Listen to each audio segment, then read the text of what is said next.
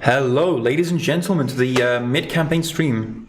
Hello. Yeah, I'm Simon. I'm Stefano. Yeah, the lead 3D artist, and we're glad to have you here today. If you have any questions, specifically to do with our 3D process sculpting, our amazing team member here, Stefano, will guide you through. Pirate, please. Captain, please. Captain, yeah. But yeah, if you have any questions, of course, as always, leave them in the chat. We actually have a couple slides prepared for you today as well, and we'll be going through them. So for starters, do you want to maybe quickly go through some of these points? Yeah, of course. Thank you, by the way, for guesting me today. A special day. Thank you for everyone is watching. So just a few slides if you're interested, just to show what is behind the scene of projecting like a miniature and everything in Porthaven. As maybe last time you were talking about that, we changed a little bit the approach for starting the project. So this time we define with the 2D artist and together with the project manager and art director and the 3D sculpting team, a new approach, defining a new style guide, especially for Porthaven, going through more stylization, which many of you have seen already. So first of all, it was like starting with a big research of references, what is in the world of miniature.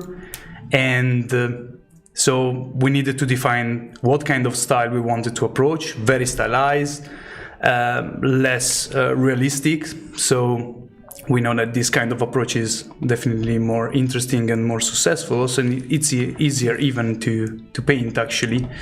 So we defined this guideline with the help of 2D team. And as I mentioned, we were watching what's in the market and other research of references through ArtStation, different devices, Pinterest, whatever is possible from our memories, our experience, whatever is important to define what do we want. And we popped out with some idea what we want to have and what we don't want to have, definitely. And I think we learned a lot from the previous experience with other projects. What would you say were the main references or inspirations for Porthaven? What kind of inspiration? Well, the main ones. Like, is there like a main series you look at and maybe compare? It's hard to define only one, but we were picking from different worlds. Sometimes we were blinking the eyes a little bit like on Warhammer stuff, or sometimes we, especially defining some orcish level of details, we were looking a little bit on Warcraft, this kind of easy and very easy to recognize styles. But in general, we try to mix and take in here and there and try to develop our own unique design.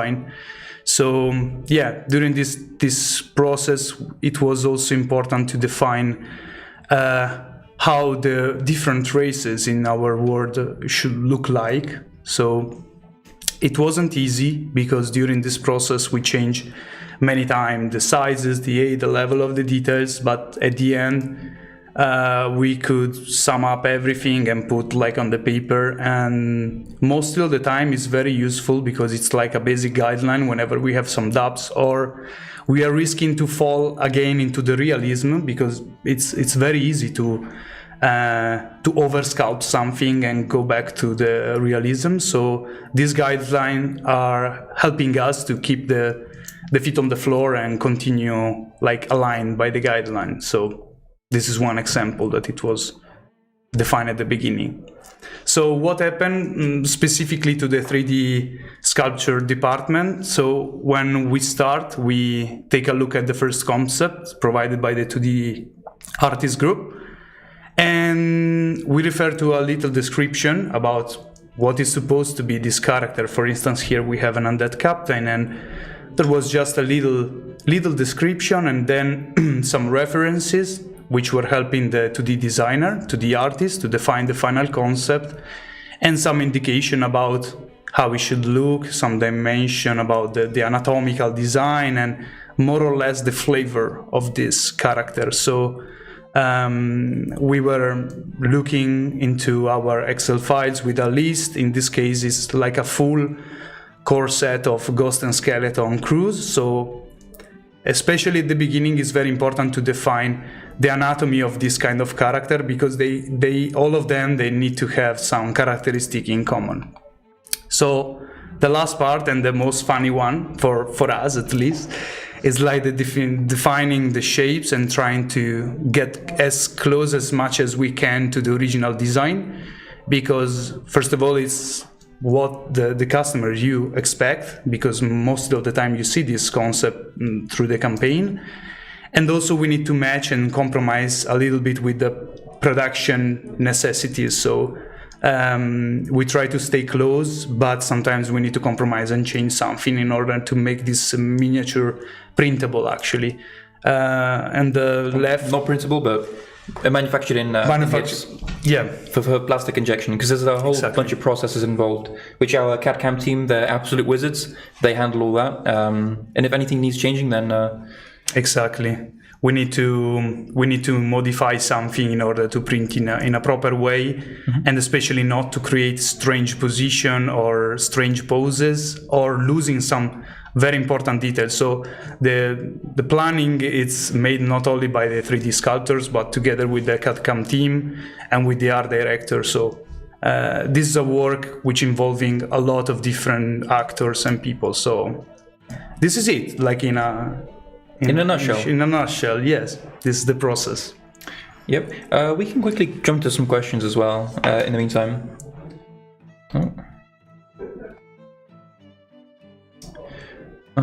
So, even if I'm not interested in all the stretch goals, you did a great job. Still an absolute love with the hamster. That's good to hear. We are definitely, I think, taking strides slowly in making better, or I guess more universal sets, because I think a recurring thing in a lot of our previous campaigns is, there's just one group of people that just wants one particular thing. In this campaign, we're seeing a lot more people going for the all-in, which means that they're interested in all 4 core sets. They're not just interested in like a particular thing. At least that's what we're getting. If that mirrors reality, then please let us know. If it doesn't, then also let us know. But yeah. Why is there such a difference between concept arts shown and the renders, such as the fishfolk and the Naga? I believe... we'll jump to the stretch goals in a second here. There does tend to be some differences that they're necessary just to get the model into plastic injection. As for large differences, a lot of it is also dependent on the posing, on the final posing of the model. The image that we show you on the page, it's only just one pose, when in reality we make a lot of different poses for a lot of these miniatures. So the final sculpt, depending on what the artists decide, it will look a bit different than the pose shown in the concept. Yeah, it's like this, as I mentioned before. Sometimes there are some stuff that it's impossible to plan during the art, defining the art concept. So in some cases, in many cases, we need to slightly modify it. That's why we try to keep as much as close as to the original concept, not to make you feel that we are not following it. So yeah, most of the time is for production purposes. Yeah. Do you have prototypes painted to make sure that it looks the way you want it to? Well, the way we usually do this is we do sometimes, well, we often 3D print the miniatures initially just to see how it looks like. We don't really paint the 3D printed stuff, but once we have it in plastic, we do usually immediately send it off to commissioned painters, to professional painters. And we see how it looks from there. Well, usually at this stage it's already pretty final. Any changes to like the miniatures, they usually come at the stage where, any final changes, I should say, come at the stage where we 3D print the mini and then see if everything's looks good there. Yeah. But it's also true to say that most of the time for the bigger size model, we print it and we recheck it many times to see that the details is the one that we expect to be.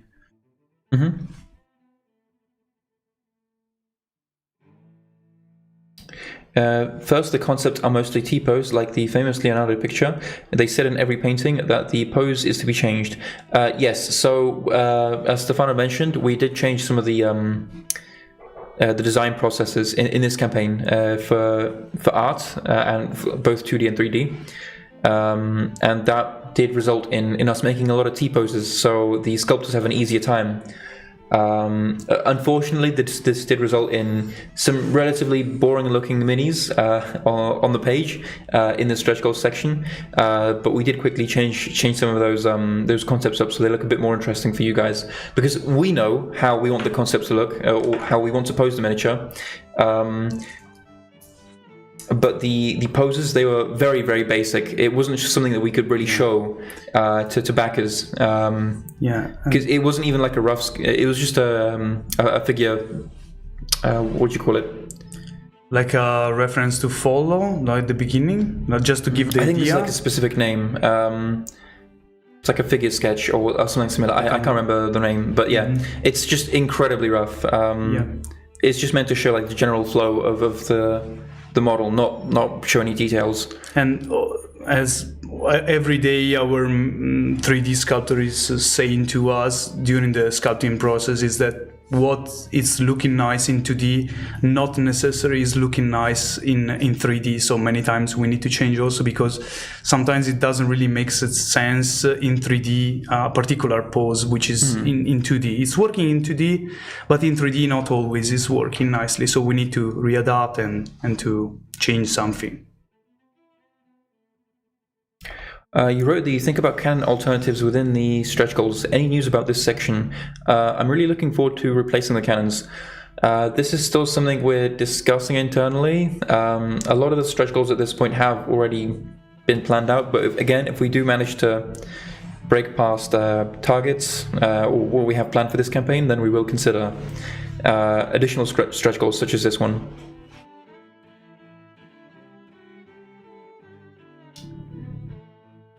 You're updating them rather quick. Yeah, in this campaign, we have significantly more sculptors, much more than previously. So we're able to just kind of throw you guys at a task, and it gets done pretty quickly. Yeah. Because we have so many now. Yeah, basically on this project we were working in 6 sculptures. Now a little bit less because we have other projects going on, as you know. But for the majority of the time we were at least 6 sculptors. So we needed to finish the curse at first, and now we are focusing on the stretch goal and the super stretch goal. So I think we have a total in the company. I think we have a total of 10 sculptors now. Is that correct? We should be 9, potentially 10, but at the moment 9. We are with the sculptor manager. Yeah, we're many. Yeah, it's quite a lot. Yeah. Loving the campaign so far. Is there any chance you have been holding out on some Skull Island / Lost World style dinosaurs? No dinosaurs planned for this campaign, unfortunately. But yeah, maybe in the future. I mean, I have seen some individual requests for dinosaurs. It's a bit difficult to judge how popular that would be at this moment. But we'll consider it. It's always nice to have dinosaurs now. Yeah. Anyways, moving on to the page, I'm sure you've seen the most recent update that leads everyone to this stream as well. But we have updated, of course. We're still updating a lot of the concepts found in the stretch goals with the 3D sculpts as soon as we can. So I think the best example would be the Celia here. This model I think looks really, really good, sculpted. Yeah, definitely. And it's a 50mm base, which I don't think was clear at the beginning. Originally, there were some people thinking it was a 25mm base because it wasn't expressed. It was 50mm, but it's good that we changed up the graphic here. Pirate Lord here. I personally went with this as the variety of characters is great and the greater number of scatter terrain provided over the add-ons. Yeah, I will say there is a lot of variety in the characters in this campaign in comparison to previous ones, because I think a recurring thing that people have been requesting is more NPCs, or different races of NPCs as well, different races of enemies as well, or playable characters even, but different races in general, because we made a lot of humans in Porthaven, for example. There were a couple of other races, but mainly for NPCs it was a lot of humans. Yeah.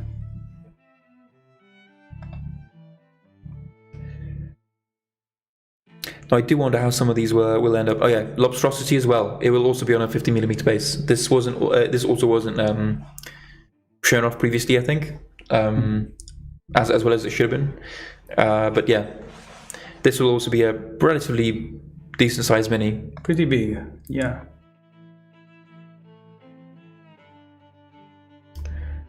I'm really hoping to get more of these super stretch goals in plastic soon, in 3D sculpt soon. Yeah. Do you have any idea when they're going to come along? Well, actually, we're not so many left now in this Porthaven group as sculptors, but we try to focus at least in one super stretch goal for the next week. That's for sure, because mostly we are going on the stretch goals. So for sure we can give you something interesting here. Are we going to have some stretch goals like a bunch of sirens on a rock, or a massive Cthulhu, his head or his hand on a different miniature, or a skull island? So unfortunately no for these, but we do have a very big mini planned for later, part of the super stretch goals, of course. Unfortunately I can't reveal too much right now, but you can look forward to that. But we're still... Well, we're only halfway through the campaign, so you can expect a lot more stretch goals to keep coming in than what we've shown right now.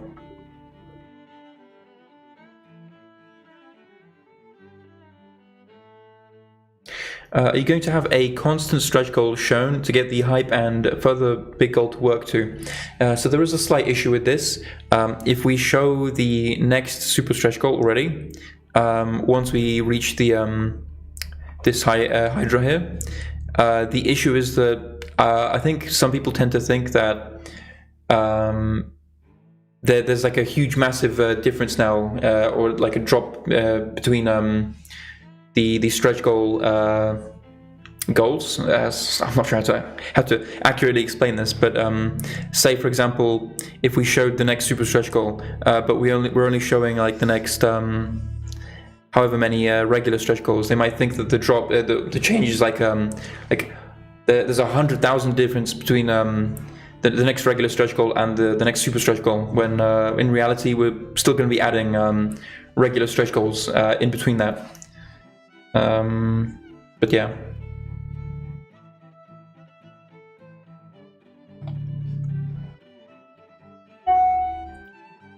I guess we can quickly look at some of the comments on the page as well.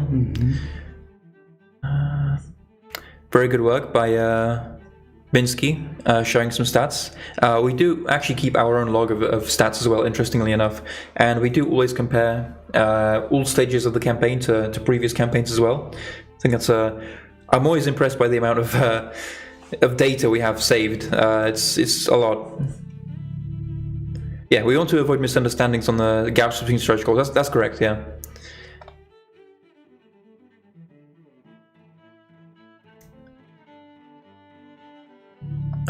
So we have this comment here on the page. Some beautiful stretch goals are coming out, but it's too bad they are so far apart.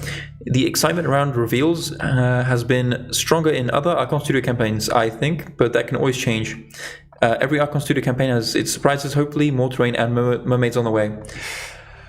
I'm actually not too sure about this. I don't think the pace is too different from our previous campaigns. I would also like to say that the budget for this campaign, in terms of tools for stretch goals, is actually greater than it is in caves. Specifically for caves as well, there was there was a really large influx of backers really early on, and the campaign was a bit front-loaded because of it. We weren't expecting that level of support for caves, and basically we had a ton of stretch goals in like the first however many hours. Similar story for Delstair actually for DNL5, and then in the later stages of the campaign, we either had to straggle to quickly get more stretch goals out to get them ready for caves especially, or we just had to lower the gaps between the stretch goals, which also isn't something we want to do that often, but we do it if we feel the campaign requires it.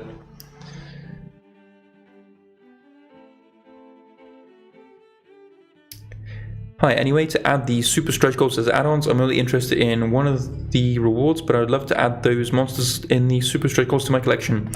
Yeah, so regarding this, we're still not 100% sure how many super stretch goals will be unlocked in the as the campaign ends. Same with the regular stretch goals as well. So the way we do this is, in the Pledge Manager, depending on the amount of stretch goals unlocked, we just offer an add-on if you want to purchase multiple copies of the stretch goals. And we do this because we don't know the exact weight of the stretch goals, or again, how many unlocks there will be. But yeah, hopefully that answers that question.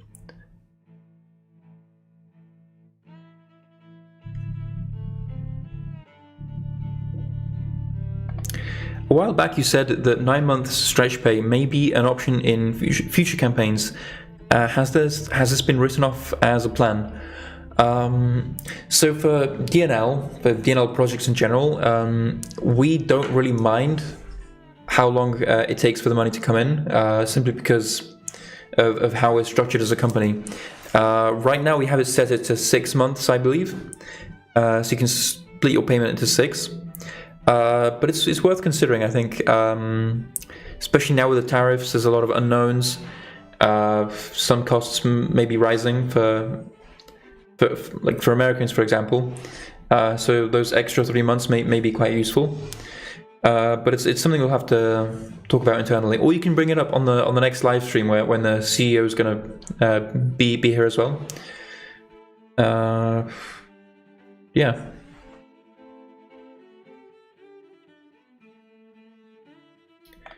Any update about the shipping on caves? So regarding this, we were hoping to start this week. Unfortunately, that looks like it's going to get delayed.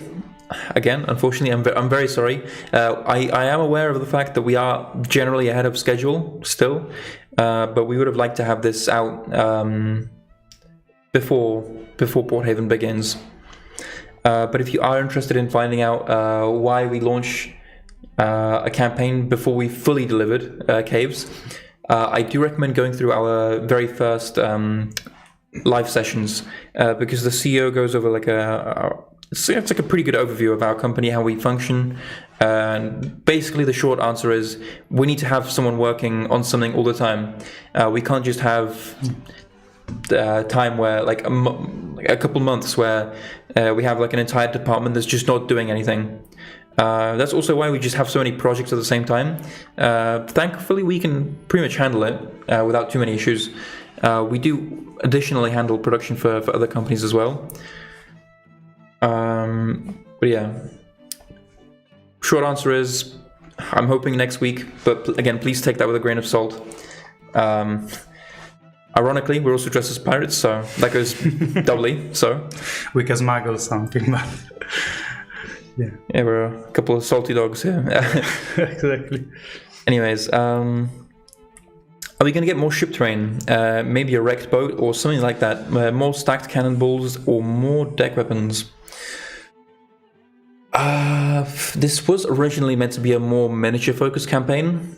So I think we're going to be sticking to a bit more miniatures now in the future stretch goals. There's palm trees. There's exactly. There is still something. There are still a couple terrain-related stretch goals on the way, but I think the focus will be more on miniatures.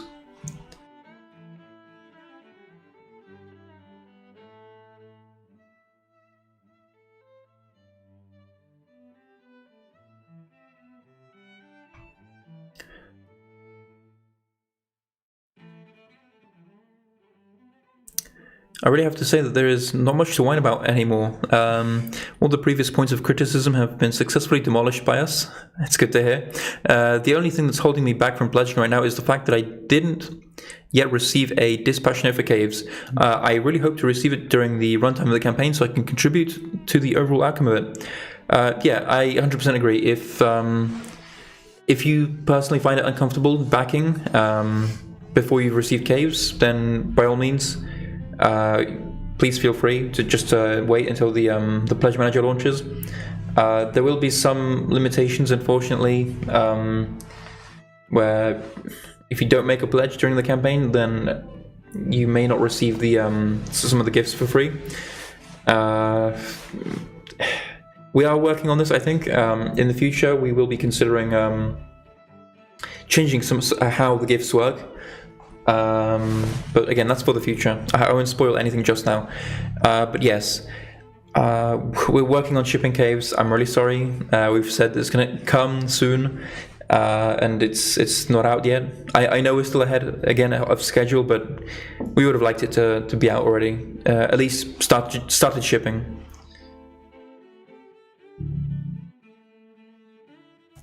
You guys are Salute this year. Yes, we're at Salute every year. Including this year, of course. Are the legacy sets like the Tavern, etc., going to get Prismacast versions in the future? So I mentioned this a couple times on the previous live stream. There are unfortunately some problems with that, mainly with the fact that the Prismacast machine is just not able to reach some of the angles to hit the pieces, the terrain pieces. And that's why we're not really planning on offering the Tavern. But for future campaigns, we will be offering as much terrain as possible with the pre-painted option. So if we ever come back to redoing Woodhaven, we'll definitely look into making roofs that can be Prismacasted and more curved surfaces as well, similar to caves.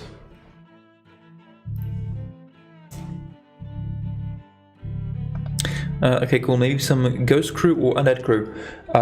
We do already have a couple in the stretch goals. We have. I'm personally sculpting in these days this set. Mm-hmm. It's pretty cool, and it's also pretty funny to sculpt them. They're lovely, and the design is pretty nice. I think there are more than 4. Mm-hmm. There is also a dog there, so there is a little bit of variety. This is ready already, and yes, there is definitely. Is there more on the way? There is more on the way, yeah. Mm-hmm. There is the dog, there is another mate, there is this lady, the female lady that is actually I finished today. Mm-hmm. So I guess tomorrow you will be able to see her in all her beauty, and there are many others to come. A few others to come, I would say. Mm-hmm. Do you have anything special to show for Salute or password games? So password games, I don't think we have anything super special regarding any kind of secret codes or passwords. That's more of a CEO thing. I'm not entitled to say anything, like promise anything. But you know, if you catch him, maybe on a live stream, you can ask him. Maybe he'll offer something. Apologies. In update 8, you mentioned new galleys, is that galleys or galleries? New galleys. I believe there are some in the dock set, and there's also the raft in the stretch goals right now that's on the page right here. I don't think we're planning any more than this though, unfortunately, because it's relatively expensive tool-wise to make a ship, especially the really big one. But yeah, right now I don't think we have any more ships planned. As a catman, will we get a cat-like companion? Even a puss and boots would be great. I recommend checking out our companion set in retail. We already have multiple catmanis in our companion set. But I can spoiler that there is something very similar to this in the style in our stretch goals. Oh, there you go. There is. Mm-hmm. So yeah, you can look forward to that.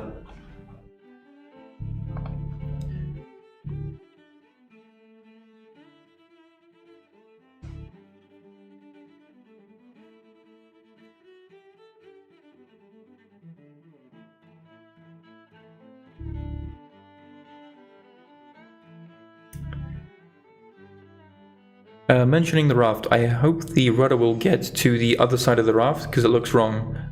I'll have to look into that then. Again, if you do mention, if you do see something that's not right, then please let us know. Yeah, that rudder definitely seems like it's going the wrong way. Yeah, we'll have to either change it in the concept or in the sculpt. It's going backwards. With It's going, there is a mistake with the. Yeah, I don't know the English name of this component. It's the rudder. Yeah, exactly. This element. Yeah, yeah. Yeah, we'll definitely get on that. But it will be okay in miniature with the sculptor. Yes, thank you for reminding us. So, yeah.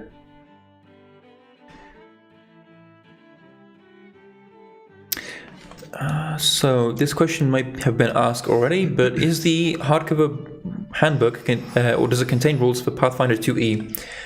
So I believe Alex does add rules for multiple different systems, so including 5e, but also Pathfinder and some other ones as well, I believe. So I assume so. We will probably have to add that information somewhere though, what systems the book is compatible with. Right now it's definitely compatible with 5e, but yeah, we'll add some information if it's compatible with other systems.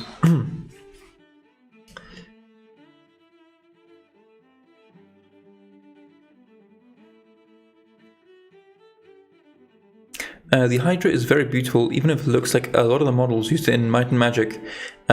But at 1.5 million, I expected an epic miniature like a Tarask, Balor, or Dragon Turtle.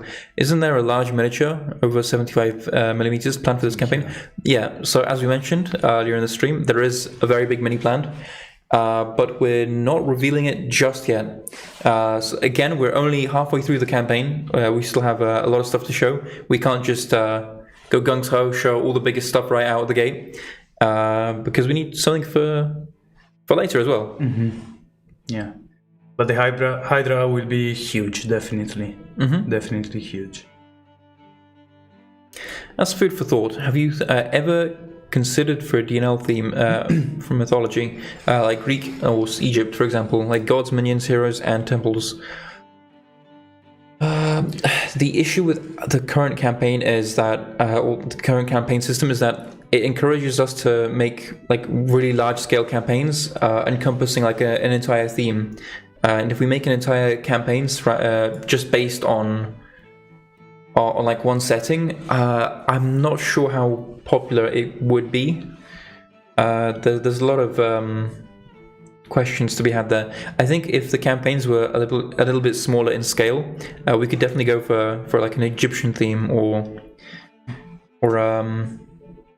some like a Greek theme. Gods, yeah. Yeah. But I remember we were catching some flavors from ancient Egypt during the designing on the campaign of World of Deusler.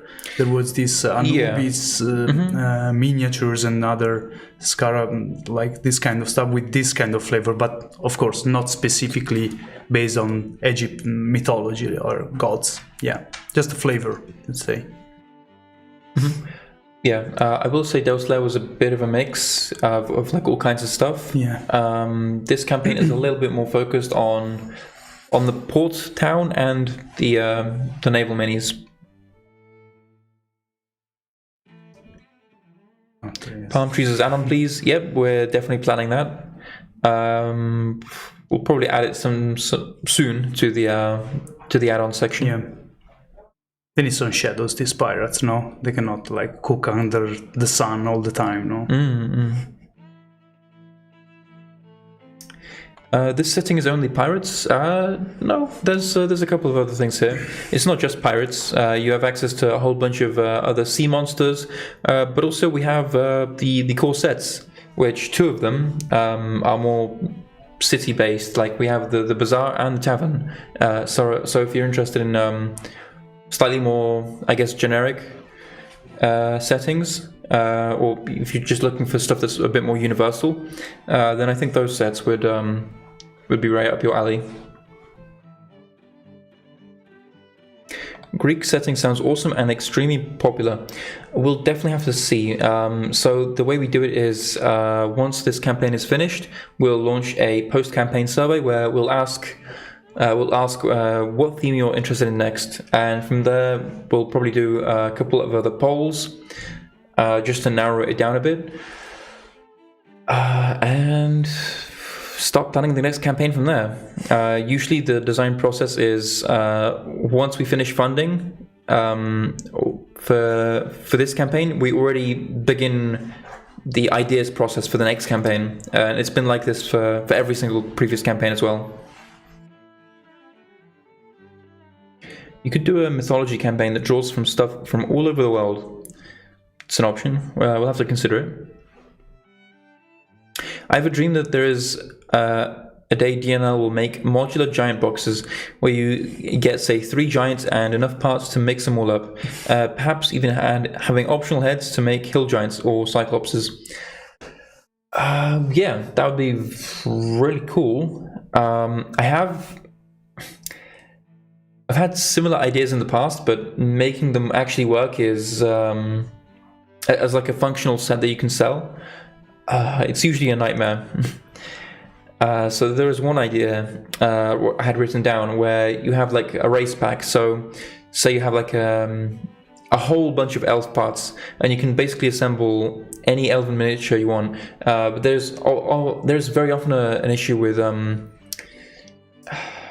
like, you know, what kind of armor they wear, how you want to differentiate, maybe like make NPCs as well.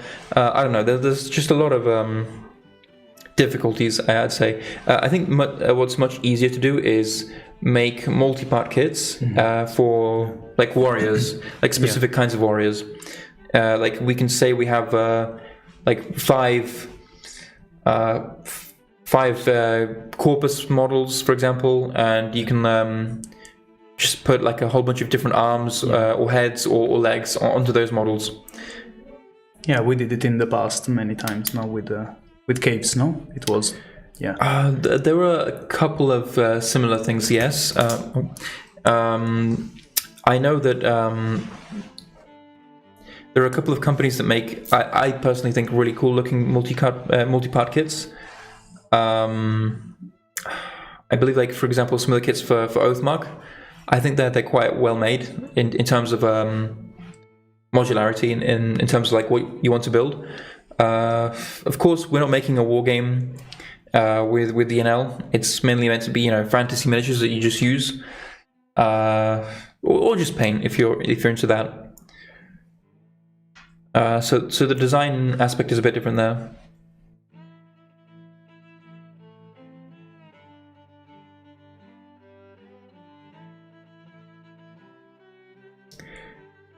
Yes, all of our stuff is always available in retail. When it comes to DNL, we don't really see the need to add campaign exclusives. We just try to offer as good of a deal as possible when it comes to the crowdfunding campaigns for DNL. And it's also making the tools, using the campaign funds to make the tools. It offsets the risk of making the tools in the first place. Because it's just a lot more dangerous if you make a tool and then release it to retail and it doesn't sell. It's just more risky. Whereas if you release like a whole bunch of stuff, you know, there's just more funding in general, and you can somewhat offset some of the risk.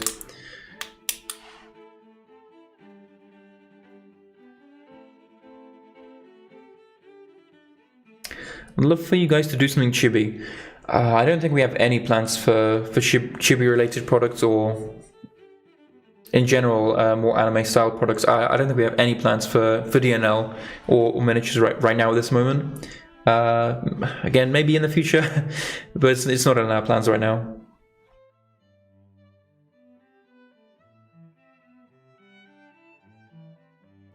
Question about the Balor.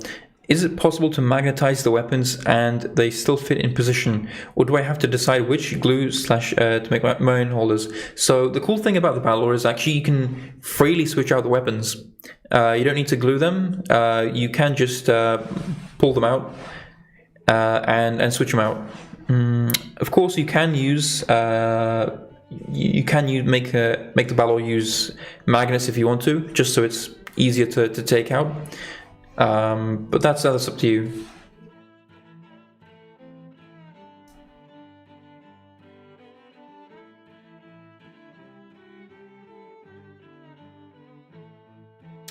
Are there plans for terrain plates, like a square too long plate, but also as one with a flat surface, so we can put static grass on it, or sand or mud to make it for village builds?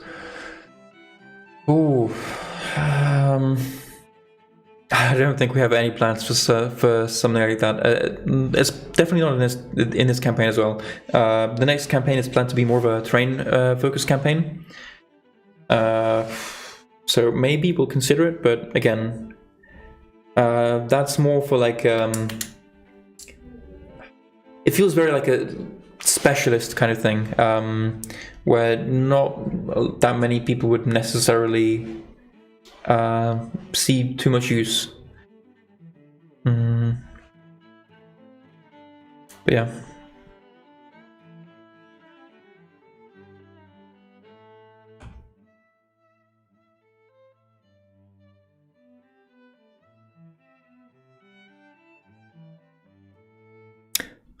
I think we've revealed the animal companion cat, the homuncatus. It's a mixture between a homunculus and a cat. We can actually have a look at it if we just refresh the search goal page. When I saw it, I had to read the description to get. Oh yeah, it's right here. Yeah. Sorry, I missed it. It was already revealed. One, yeah, it is revealed right here. Yeah. Yeah, it is cute.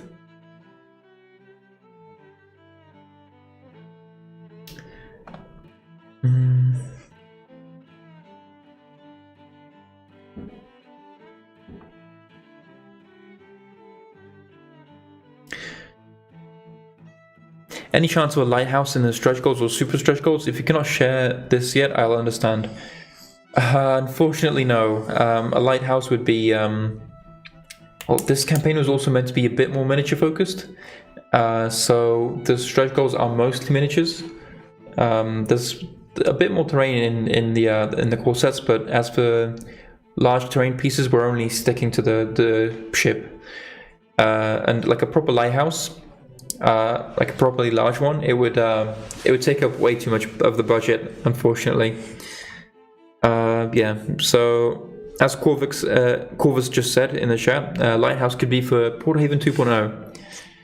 Just like we'll also probably have Caves 2.0, Woodhaven 2.0, and whatever else. Yeah, I'd love it, by the way, but... Oh yeah, I'd also love a lighthouse, but it's just a really big piece. Yeah.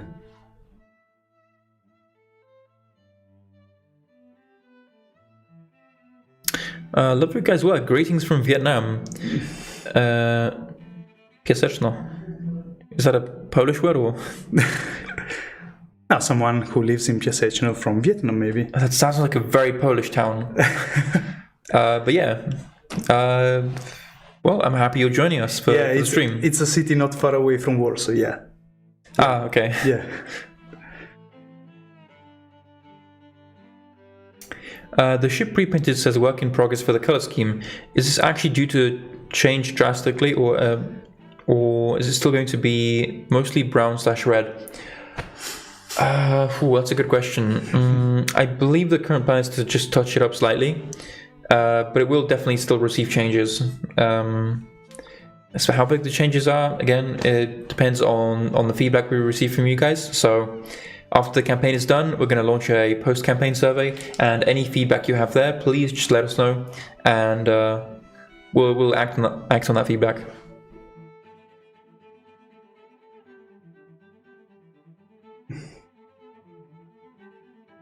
Sorry, I'm late to the party. Any update on Prismatic Cascade shipping? That's still planned for May. The plan for that hasn't changed. yet. And if it does change, then again, we'll let you know through the updates. This one's cute. Not really cat, but definitely cute. It does have cat ears. Yeah. Kind of. Like Lilo. Lilo and Stitch. Well, yeah. It's gonna be in the cinema soon, so. Yeah, I mean, I think it looks cute. Do we have any other similar cute ones? Well, there isn't the pet companions like the cat. Yeah, the hamster. Not here, the hamster. Yeah, there are a few others. There is the duck ready. Yeah, well, more on the way as well. Yeah, more on the way. There is all the set with the toucan also. It's a Manchester cat. That's very true. That is a Manchester cat. Carries a knife and pays alimony to 4 wives. As a first-time backer of DNL with Caves, I'm waiting to see what the product looks like delivered before pledging here. Will I be able to pledge to this still after my unpainted caves have delivered? Yeah, absolutely. You can just pledge in the pledge manager, and yeah, the pledge manager is open to everyone. You don't need to like pledge $1 to get access to it or anything. Everyone will be able to join.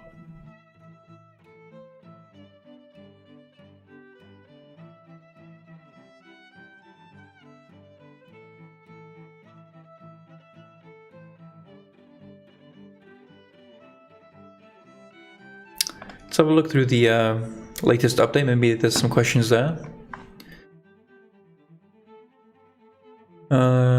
Sustainably looks great for now. I love the updated renders. Hydra's looking very cool with the fins. Glad it only has 5 heads for now. Yeah, we'll see what we can do with the Hydra. I'd personally like us to have the option of, like, you know, assembling it or interchanging in like a whole bunch of other heads. Like, you know, you like cut one head off, you just plop it out, and then you just add 2 more if you want to. Yeah, I think that'd be pretty cool.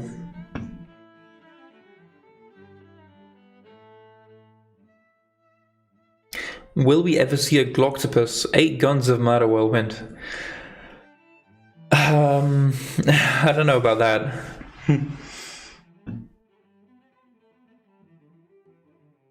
But I'm pretty sure. Well, the closest thing we have is probably the giant enemy crab. The what do you call it? Yeah, the lobstrosity. Yeah. We don't. Do we have a normal crab anywhere here? Not really. Not really, actually. Yeah, because this is probably the closest thing we have to a crab. We used to have like a nice crab in the previous campaign, previous, I mean, like in the past. Yeah. I think I remember, yeah. Yeah. Crabs were encounters, yeah. I do remember some in that. Yeah. I remember because I was sculpting this, so... Oh, well, there you go. Yeah, now it's popping up some memories. Many. How did you... maybe we can talk about this. How did you get started with 3D sculpting? Oh, wow. Crazy question, because once I moved to Poland, actually already 5 years ago, I was searching for a new job, and you were opening some position to train new sculptors. Actually, I was basically starting from zero, because I'm coming from different kind of study. I was studying architecture and design, but I was always fond of designing of characters and games and video games and miniatures. So it was an opportunity for me to embrace a new job opportunity, and I started to learn the program. We are actually playing, let's say, with ZBrush, and I started to learn some basic, and then I joined this company, and I started to grow as an artist. As far also this company was growing so fast. In the meantime, I remember like a different location, way less people, and yeah, in 4 years it's gonna be, I think this June is gonna be my 4th year with you, and yes, we've grown so much, and yeah, gladly I met so many nice artists and nice people here, and they helped me a lot to develop my skills. So I'm very, very lucky, I would say. I was working, but I received a lot of help, and yeah, this is how it started, actually. I didn't know that origin story. That's actually really cool to hear. Yeah. But yeah, we have grown quite a bit over the past couple of years, definitely.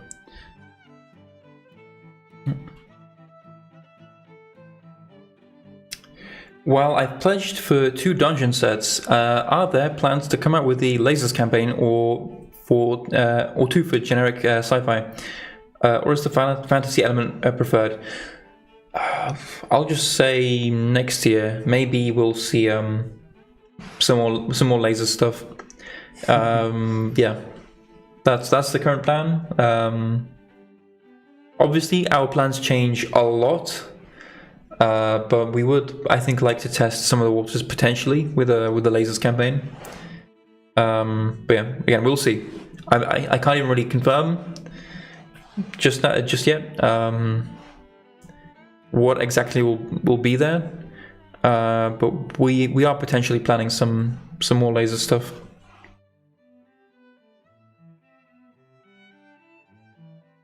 Will there be an add-on for groups of lizard folk, fish folk, and or rat folk? I don't think we're planning separate add-on sets for the miniatures, simply because they don't work as well when you duplicate them. Like generally, we won't need that many additional copies of these.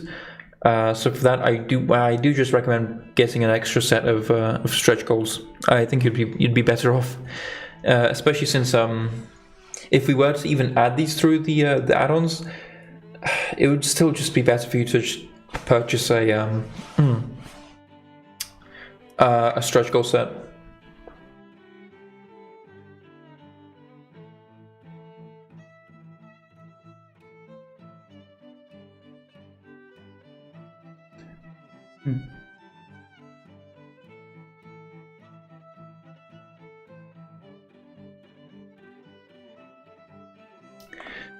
Sorry guys, I like your campaigns, but there are too many were-ats for a pirate-based campaign. It's actually pretty funny. So we only have 9 planned. I say only, but the way this works is what we've kind of started to do is plan our stuff a bit better. I'll say where we won't just have like a bunch of random minis thrown across a whole bunch of different sprues. We generally have somewhat of an idea of what we would like to have on one of the sprues, and we just fill it out with stuff that's similar. Of course, it doesn't always go to plan. Sometimes we have to add a new sprue, or a new tool, I should say. Sometimes we add completely new models to some of these tools as well. If there's not enough space, or if there's too much space, I should say. Sorry. But yeah, for the were-rats, it looks like this. That we just want to have one sprue where you just have were-rats, and that's just gonna look like 9 were-rats on a sprue. That's how much space we have for 9 were-rats, and that's why there's 9. But again, this is just one tool. We have a lot more tools for this campaign planned. It may look like 9 sounds like a lot, but again, they're smaller miniatures. Just one tool for the were-rats, I don't think is too much in comparison to the amount of tools you're going to be getting for all the other stuff in the campaign. Yeah. It's also true to say that where are pirates, there is dirt and there is rats, no? Yeah.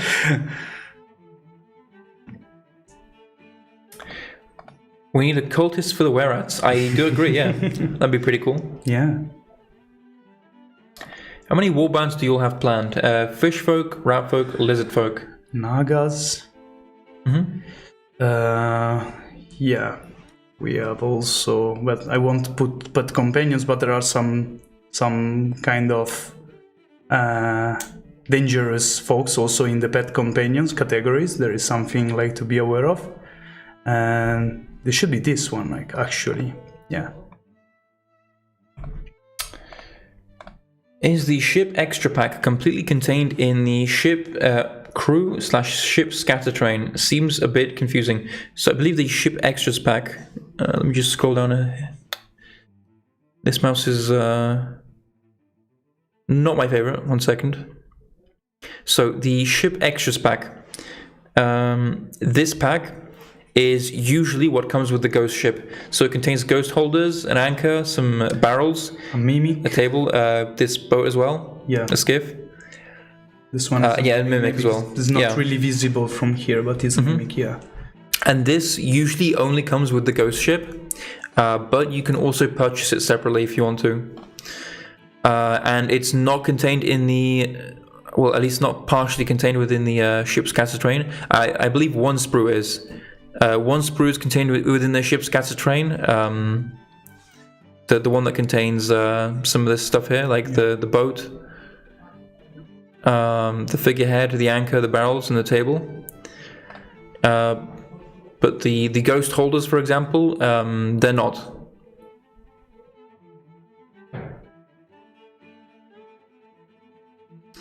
Can we get some seahorse riders or turtle riders? That would be awesome. That's a cool idea.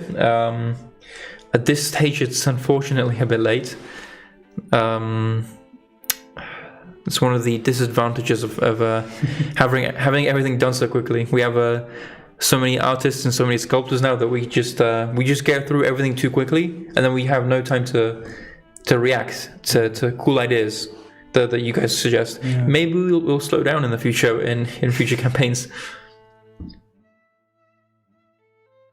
It's not clear if the RPG book is included or not in the default pledges. So the PDF is included in every single pledge. It will be available for free for everyone. But the hardback book, it will only be available through the add-ons.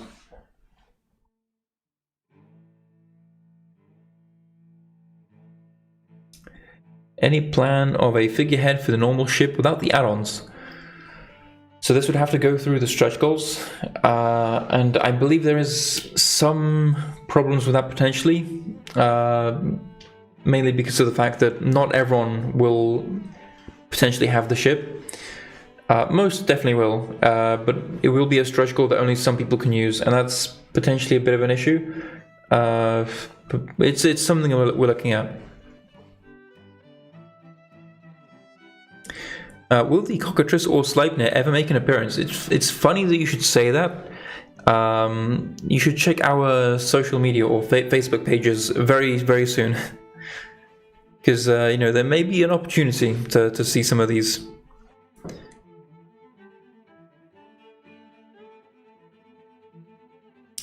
I'm sure it's already been covered, and for this I apologize, but how is cave shipping coming along?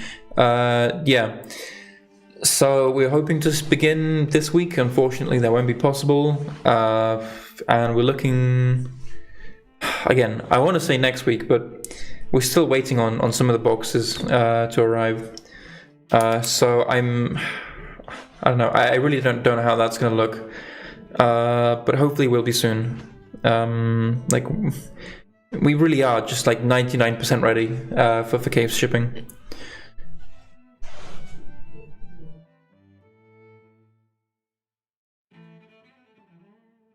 Is there not a way to make a set of figureheads that can be attached to make the scatter train or a monster? For example, a mermaid. That's an interesting idea. We'll have to look at it. Anyways, we are nearing an hour, so we will probably be ending the stream soon. So if you have any questions for me or Stefano,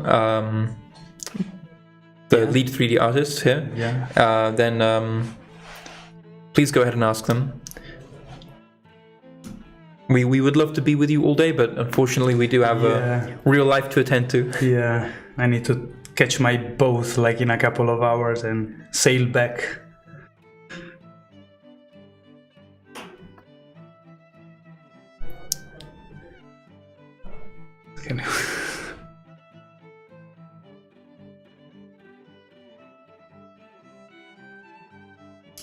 Here's a comment. Hydra looks awesome. Single heads, some short neck and some long neck coming out of the water like the Kraken would be amazing. The realization of the crew as the swarm of giant eels aren't really eels. There's a Hydra drawns on them as it climbs on their ship. Going to need a bigger boat.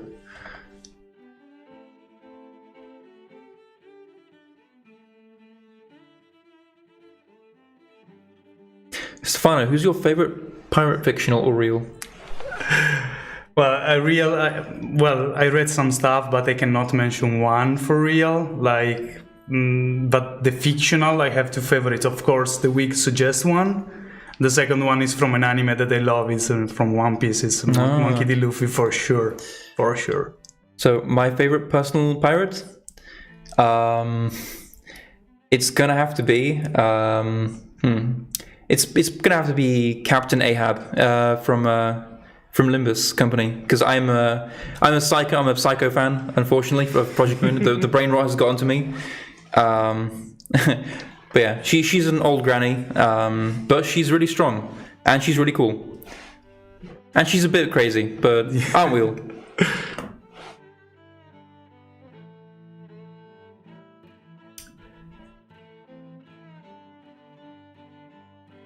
But yeah, we have passed the 1 hour mark now. Any final questions now? Because we will be ending the stream. Now or never. Now or never, yeah.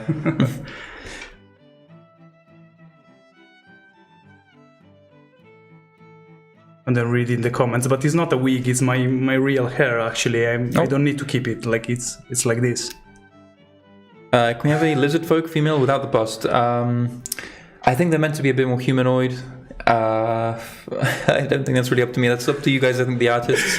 Yeah, it's controversial every time, this kind of theme. We'll see. We will rediscuss a little bit about this. Mm-hmm. Yeah. Love the idea of extending the 6-month stretch pay to 9 months. I think it's definitely worth discussing. If you guys can have it for this campaign, we'll look into it. I want to send greetings to this talented and amazing Jack Sparrow, who is one of the hosts today. You're making me blush. Stop, please. Aside from the sloop that everyone wants and needs, how many legs will the Hydra have? Do you know anything about that? How many legs the Hydra's going to have? I didn't have the chance to look closer, but I guess as far as I remember from mythology, they should stand in 2. But according to this concept, it seems a little bit off the balance. In general, for as far as I remember, they used to have just 2 legs. But I will check. I will check further. I don't know if I'm gonna sculpt it or some of other sculptures, but according to this, I will speak with Vivienne, our art director. So yes, we will figure out. If we shatter the stretch goals, could we maybe get the Mimic Robo and Sea Creature Riders? Yeah, for sure. Those ideas are definitely relatively high on the priority list. Perhaps a better way to use the figurehead as a battering ram for those who don't buy the ship.